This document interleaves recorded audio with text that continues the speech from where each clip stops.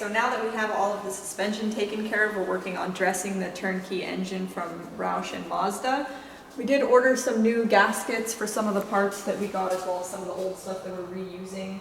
But essentially, we're taking most of the accessories off of the factory engine and dressing this guy with it, as well as we'll be installing the clutch and flywheel, getting the transmission and everything mated back together, and hopefully getting this all back in the subframe, and we'll have a rolling car again, so that'll be awesome. Quite a bit of parts to put back on this guy and get everything back together, but obviously we want to get new belts and stuff like that as well, so we're waiting on those to get here, as well as a couple other little things, but for the most part we have everything except for the oil cooler, I believe, the sandwich plate for the new oil cooler kit. So we're waiting on that, but everything else we have, and we should be able to put most of this guy back together, so. All right, Savannah's getting the alternator on, some of these pulleys on. Figured we'd start in the front and kind of wrap our way around the car. Most of the stuff we kind of took off in a bundle there, so it should be pretty easy to locate where it goes back in. There's the intake side. We're gonna do all that, get the intake and exhaust on, and then we'll probably do the clutch. All right, so we've got a new gasket on the intake runner here. It's 2 pieces, so there's 2 gaskets. You can see the old gasket on that guy over there. We've got a new one somewhere sitting up on this table. But just plugging away. So we've got the engine on the subframe. We figured that that would be a little bit easier than doing all of the accessories, because some of them make it harder to get to the pickup points on the engine, but also to the engine mounts. So we figured we'd do the intake and all this other stuff afterward. I'm putting some new gaskets on the intake manifold right now. There's a couple of those. Looks like pretty much just this guy here, and then also there's one here and one for the throttle body, which we'll do a little bit later, but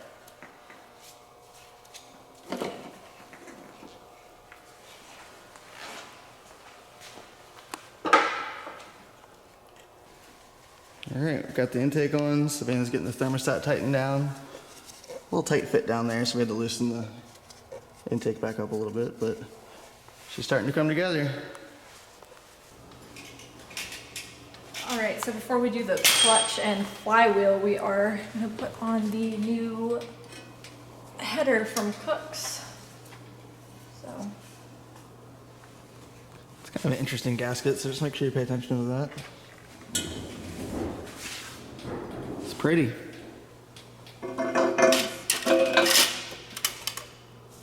we actually had to go buy some nuts for this because we were missing a few, so part of the game, I suppose.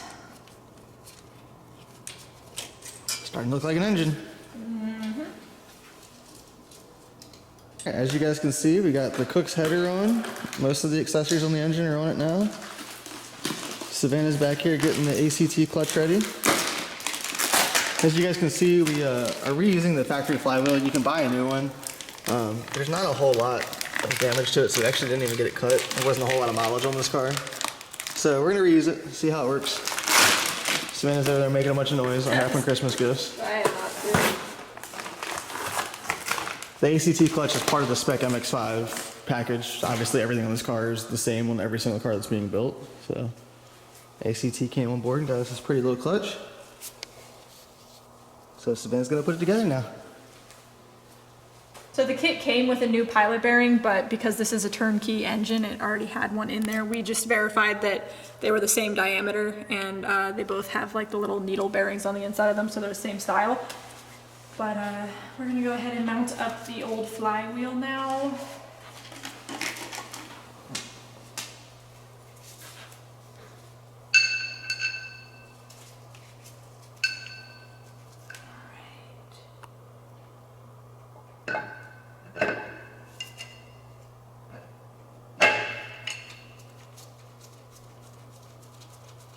So the factory manual calls for about 70 to 75 foot-pounds on these. We're gonna do them in a pattern, and we're gonna do them at 50 foot-pounds each first, and then we'll go up to 73, somewhere in the middle there, and tighten them all back down again. As you guys can see, I have a clutch flywheel holding tool here. So she has some resistance to go against.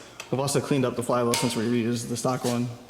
Just wanted to make sure there's no oil or debris on the plate there. And then when we're done this, we'll clean that one up and get that installed as well.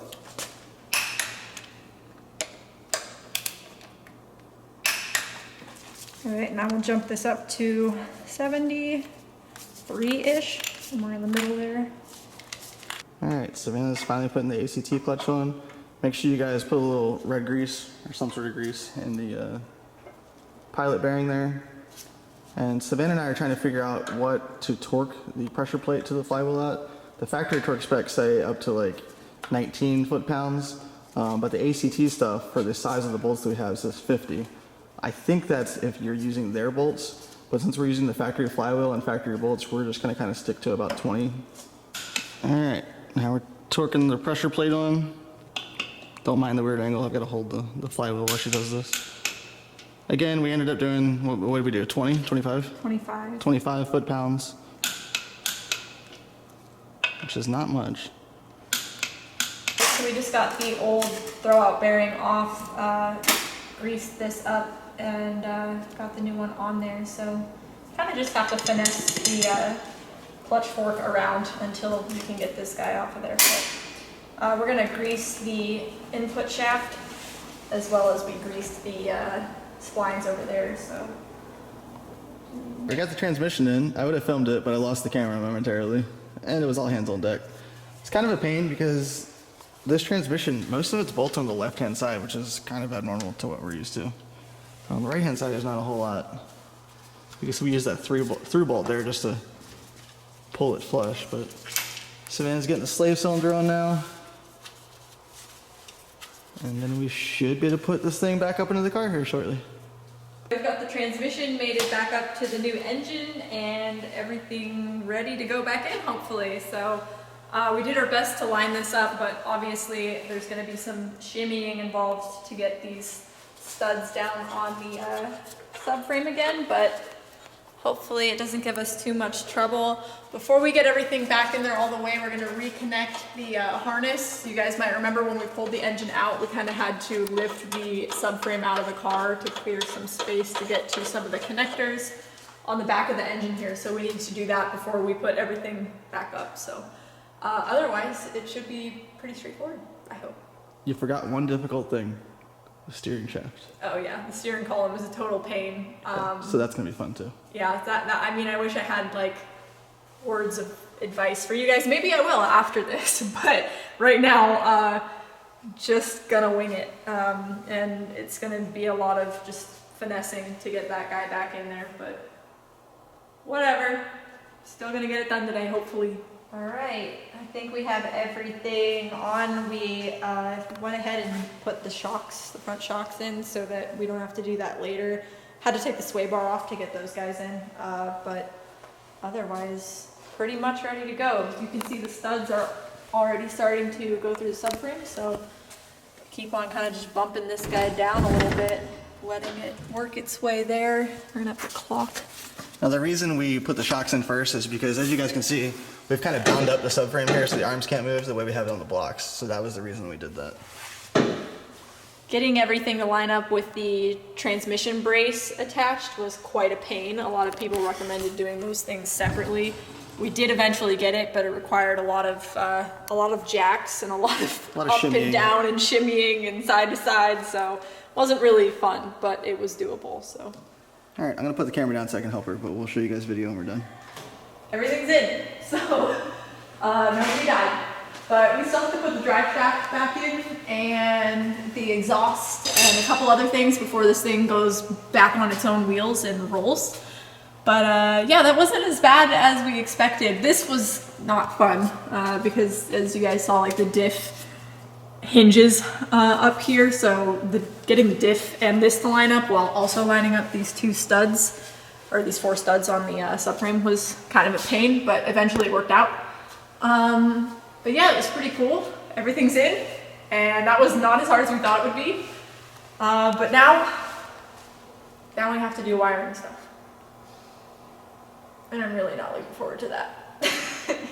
But all of the fun stuff is pretty much done now. So there's that. But we're getting really close, so that's exciting. We have a few parts left to order or that have been ordered, and we're just waiting to show up at this point. And we're 6 weeks away from racing? 7 weeks? I don't even know. Who knows anymore? 6 or 7 weeks away from first race. So we should have time to get this thing finished, moved to Texas, and tested and ready to race, I hope. Thanks for the extra time, Corona. Yeah. But thanks for watching, guys. We're pretty much gonna tackle a couple of the other things later, just button this all up, and then we'll move on to some of the other suspension and the hubs and things like that, but we still have work to do.